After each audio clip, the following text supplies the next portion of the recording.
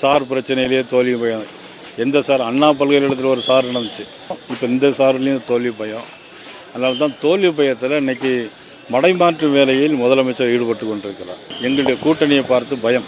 ஆனால் இன்னும் ஒன்று, மக்கள் எங்களோடு சேர்ந்திருக்கிறார்கள். சாதாரணமாக இருக்கும்போது நாங்கள் சந்தோஷமாக தான் இருக்கேன் அப்படின்னு சொன்னால் அதில் ஒரு சந்தேகம் வருதில்ல. அவருக்கு அந்த சந்தேகம்லாம் வேண்டாம்.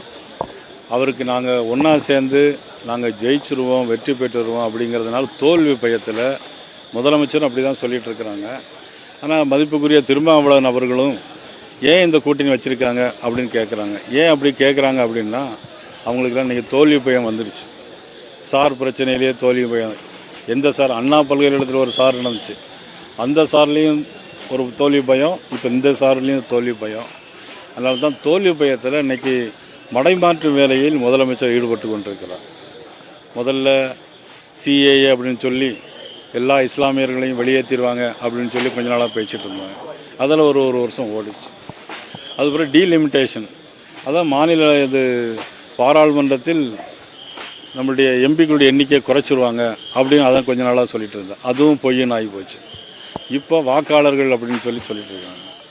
ஆர்கே நகர் தொகுதியில் தேர்தலில் போட்டியிடும்போது இவங்க போய் அதெல்லாம் நடத்தக்கூடாது அப்படின்னு சொல்லி சொன்னாங்க. இன்றைக்கி நடத்துங்கிறாங்க அப்படின்னு சொல்கிறாங்க.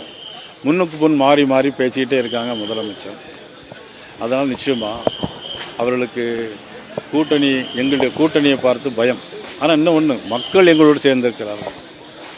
அதிமுக, பாரதிய ஜனதா கட்சி, பாரிவேந்தர் கட்சி, தமிழ் மாநில காங்கிரஸ், புதிய நீதி கட்சி, மதிப்புக்குரிய ஜான் பாண்டியனுடைய தலைமையிலான கட்சி, இன்னும் ஜனவரி மாதம் போகும்போது இன்னும் கூட யாரெல்லாம் வர்றாங்க அப்படிங்கிறது உங்களுக்கெல்லாம் தெரியும். எல்லாம் ஜனவரி மாதத்துக்கு பிறகு யார் யார் எங்கே வருவாங்கன்னு பார்த்துக்கலாம். ஏற்கனவே அதிமுக சட்டமன்ற உறுப்பினர்கள் யாரெல்லாம் இருக்காங்க அப்படிங்கெல்லாம் பார்த்து தான் சொல்ல முடியும். உடனடியாக இப்போ நம்ம எதுவும் சொல்ல முடியாது. திமுக கூட்டணியில் விடுதலை சிறுத்தைகள் அங்கம் வகிக்கிறது, பிரிக்க முடியாது. அதை பாரதிய ஜனதா கட்சி அவதூறு படத்தில் இருக்காங்க. பிரிக்க என்றைக்குமே இதை பிரிக்க முடியாது, அது திமுக இடமும் கொடுக்காது அப்படின்னு சொல்லியிருக்காங்க. இல்லை, அதாவது அவங்க மதிப்புக்குரிய திருமாவளவன் பேசும்போது அவங்களுடைய பேச்சு நாங்கள் சந்தோஷமாக தான் இருக்கோம் அப்படின்னு சொல்கிறாங்க.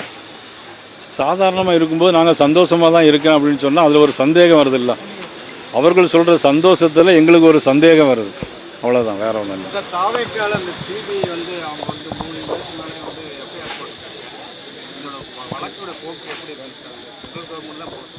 அதாவது இது வழக்கு சிபிஐ விசாரிக்க எடுத்திருக்கு. இப்போ நம்ம எதுவுமே சொல்ல முடியாது. அவங்க எங்கே யார் மேலே எஃப்ஐஆர் போட்டு எப்படி விசாரிக்காங்க, எந்த கோணத்தில் விசாரிக்காங்க அப்படிங்கிறது நம்ம சொல்ல முடியாது. அதனால் வழக்கெல்லாம் முடிந்த பிறகு அதை நான் சொல்கிறேன்.